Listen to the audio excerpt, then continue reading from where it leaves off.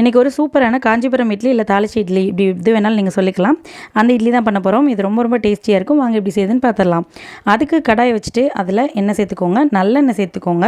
தாராளமாக நல்லெண்ணெய் சேர்த்துட்டு உங்களுக்கு கடலைப்பருப்பு பிடிக்குன்னா கடலைப்பருப்பும் போட்டுக்கோங்க. நான் உளுத்தம்பருப்பு மட்டும்தான் போட்டிருக்கேன்.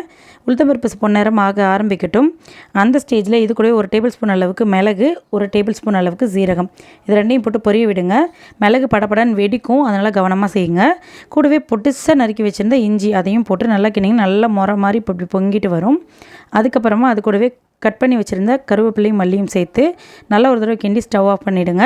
ஃபைனலாக இது கூட கொஞ்சமாக பெருங்காயத்தூளும் சேர்த்துட்டு நல்லா கிண்டி விட்டுக்கோங்க. உங்களுக்கு இது கூட தேங்காய் போட்டு சாப்பிட்றதுக்கு பிடிக்கும்னா நல்லா குட்டி குட்டி தேங்காய் பல்லாக கட் பண்ணிவிட்டு அதையும் இது கூட நல்லா போட்டு வதக்கி விட்டு ஃபைனலாக கொஞ்சம் நேரம் ஹீட் அடங்கினதுக்கப்புறமா இட்லி மாவில் சேர்த்து நம்ம எப்பவும் போல் இட்லி வாக்குற மாதிரியும் வார்த்துக்கலாம். துணி வச்சு ஊற்றாதீங்க. மோஸ்ட்லி இந்த காஞ்சிபுரம் இட்லின்றதே மந்தார இலையில் தான் செய்வாங்க. மந்தார இலை இல்லாதவங்க என்ன மாதிரி வாழை இலையில் செய்யுங்க. வாழை இலையை நான் ரவுண்டாக கட் பண்ணி அந்த குழியில் வச்சு அப்படியே ஊற்ற போகிறேன். வாழை இலையை இப்படி கட் பண்ணுறதெல்லாம் டைம் வேஸ்ட் பண்ணுற விஷயம் அப்படின்னு நினச்சிங்கன்னா ஒரு சும்மா ரஃப்பாக கிழிச்சிட்டு அப்படியே வச்சு அமுத்தி வச்சு ஊற்றி விட்டிங்கன்னா சூப்பராக ரெடி ஆயிரும். ரொம்ப அருமையாக இருக்கும். கண்டிப்பாக நீங்களும் இது போலவே செய்யுங்க. செஞ்சிங்கன்னா ரொம்ப ரொம்ப சூப்பராக வரும். இது போல் நல்லா இட்லியை ஊற்றிட்டு இட்லி பானையில் எப்பவும் போல் வேக வச்சு எடுத்துகிட்டு இலையை உரிச்சிங்கன்னா சூப்பராக வந்துடும். பொதுவாக குழந்தைங்க மிளகெல்லாம் போட்டால் பொங்கலில் சாப்பிட மாட்டாங்க. ஆனால் இந்த இட்லியோட போடும்போது சூப்பராக சாப்பிடுவாங்க.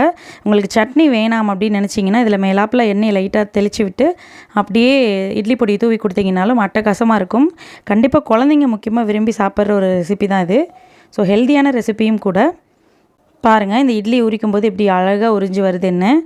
ஸோ இவ்வளோ தான், சூப்பராக உறிஞ்சி வந்துருச்சு. உங்களுக்கு இட்லி தட்டுமே ரொம்ப க்ளீனாக இருக்கும். பாருங்கள், சாஃப்டாக புசு புசுன்னு இட்லி தயாராகிடுச்சு. ஸோ கண்டிப்பாக நீங்களும் ட்ரை பண்ணி பார்த்துட்டு எப்படி இருந்துச்சு அப்படின்னு சொல்லி கமெண்ட் பண்ணுங்கள்.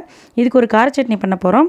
அதுக்கு கடாயை அடுப்பில் வச்சுக்கோங்க. சூடானதும் அது கூட கொஞ்சமாக எண்ணெய் சேர்த்துட்டு உளுத்தம்பருப்பு நல்லா பொன்னகரமாகிற வரைக்கும் வறுத்து விடுங்க. கூடவே வரமிளகாய் கிள்ளி வச்சுருக்கேன். இந்த மிளகா சட்னி ரொம்ப நல்லாயிருக்கும். நான் ஒரு 4-5 வரமிளகாய் தான் எடுத்து வச்சுருக்கேன். கூடவே கொஞ்சமாக புளி, ஒரு 10 பல் பூண்டு, ஒரு 2-3 இனுக்கு கருவேப்பிலையும் போட்டு ஒரே 2 தக்காளி பழம் மட்டும் கட் பண்ணி அதையும் போட்டு நல்லா வதக்கி விடுங்க. வதங்கி நல்லா ஆறி வந்ததும் இது கூட பெருங்காயத்தூளும் உப்பும் சேர்த்து நல்லா வதக்கி இறக்கிக்கோங்க. இறக்கிட்டு ஃபைனலாக நல்லா அரைச்சிட்டு வந்துட்டு வேணும்னா நீங்கள் ஒரு தாளிப்பும் போட்டுக்கலாம். நான் இதுக்கு வெறும் கடுகு கருவேப்பிலை போட்டு தான் தாளிக்க போகிறேன். நீங்கள் கருவேப்பிலை ரொம்ப இடத்த அடைக்கும்னு நினச்சிங்கன்னா வெறும் கடுகு கூட தாளிச்சிக்கோங்க. ரொம்ப சூப்பராக இருக்கும். ஸோ ஃபைனலாக கொஞ்சமாக பெருங்காயத்தூளும் சேர்த்துட்டு தாளிப்பு போட்டு எடுத்து இது கூட கெட்டி சட்னியாக வச்சு சர்வ் பண்ணோம்னா ரொம்ப ரொம்ப அட்டகாசமாக இருக்கும். ஸோ கண்டிப்பாக நீங்களும் ட்ரை பண்ணி பார்த்துட்டு இது எப்படி இருந்துச்சுன்னு கமெண்ட் பண்ணுங்கள். வீடியோ பிடிச்சிருந்தால் லைக் பண்ணுங்கள். சேனலை சப்ஸ்கிரைப் பண்ணி சப்போர்ட் பண்ணுங்கள்.